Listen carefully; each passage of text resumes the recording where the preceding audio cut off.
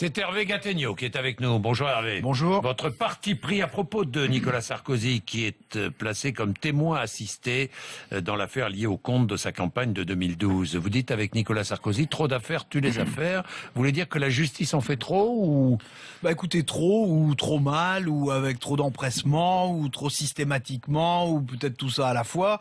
Le fait est qu'il se passe pas un mois sans qu'il y ait une nouvelle enquête sur Nicolas Sarkozy et que Nicolas Sarkozy soit l'objet d'une série de recherches. Alors quand je dis l'objet, vous savez que ses partisans disent plutôt la cible, mais à l'arrivée, ce qui est vrai, c'est qu'on finit toujours par se demander si Nicolas Sarkozy était vraiment impliqué, parce que il a eu un non-lieu dans l'affaire Bettencourt, il le rappelle sans arrêt, mais après tout il a raison. Il est mis en examen dans une autre histoire sur la base d'écoutes téléphoniques discutables et pour un motif qui est tout sauf clair, et dans les autres dossiers il n'est même pas poursuivi. Alors à force, ça crée un halo de suspicion dont il faudrait absolument sortir, dans un sens ou dans un autre, mais en tout cas vite. C'est l'intérêt de Nicolas Sarkozy, c'est aussi celui de la justice. Vous considérez que Nicolas Sarkozy n'est pas traité par la justice comme n'importe quel justiciable et qu'il y a un acharnement?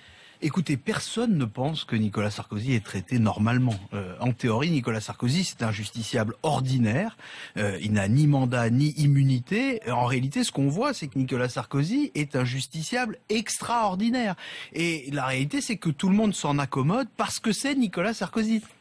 Rappelez-vous, on a enquêté sur sa campagne présidentielle, sur les comptes de sa campagne, alors qu'il était encore à l'Élysée. La Constitution l'interdit formellement, mais personne n'a rien dit. Ensuite, on l'a mis sur écoute sur un soupçon quand même très fumeux de financement libyen, et surtout les écoutes sont arrivées 5 ou 6 ans après le soupçon prétendu.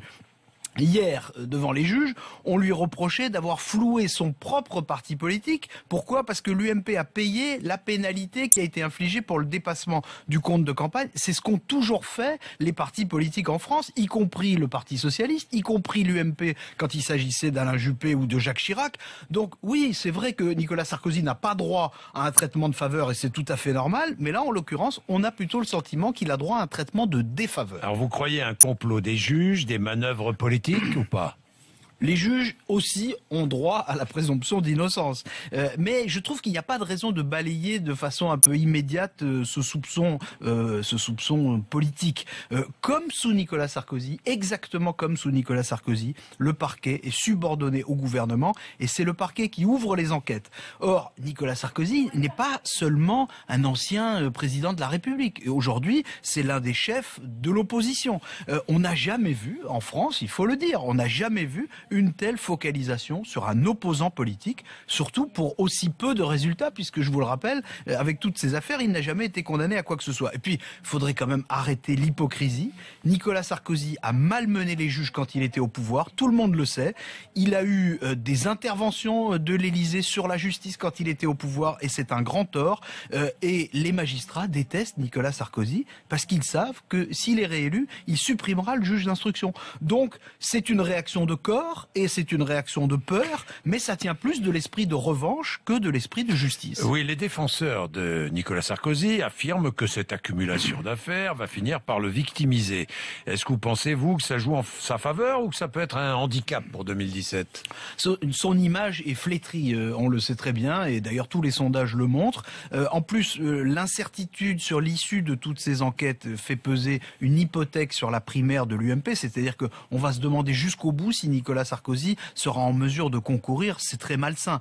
D'un autre côté, il faut dire que les rivaux de Nicolas Sarkozy sont un peu obligés de le soutenir face à toutes ces affaires, au moins pour la galerie, et surtout quand leur parti politique lui-même est mis en cause, et c'est régulièrement le cas.